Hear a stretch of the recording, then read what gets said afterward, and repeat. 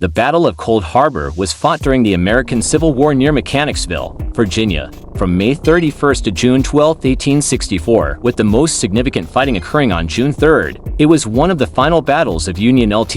Gen. Ulysses S. Grant's Overland Campaign and is remembered as one of American history's most lopsided battles. Thousands of Union soldiers were killed or wounded in the frontal assault of June 3rd against the fortified positions of Confederate Gen. Robert E. Lee's Army, an event that compounded the image of Grant's apparent disregard for high casualties. Army of the Potomac on May 31st. As Grant's army once again swung around the right flank of Lee's army, Union cavalry seized the crossroads of Old Cold Harbor, about 10 miles northeast of the Confederate capital of Richmond, Virginia, holding it against Confederate attacks until the Union infantry arrived. Both Grant and Lee, whose armies had suffered enormous casualties in the Overland Campaign, received reinforcements. On the evening of June 1st, the Union, the 6th Corps, and the 18th Corps arrived and assaulted the Confederate works to the west of the crossroads with some success. On June 2nd, the remaining forces of both armies arrived, and the Confederate troops constructed an extensive series of fortifications extending 7 miles. At dawn on June 3rd, 3 Union corps launched an assault on the Confederate defenses at the southern end of the line. The attack was easily repelled,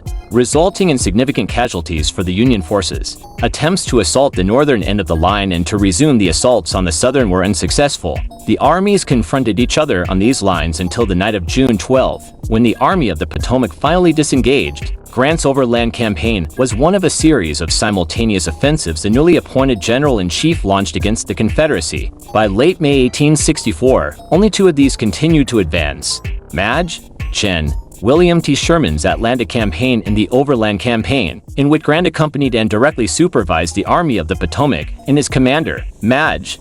Gen.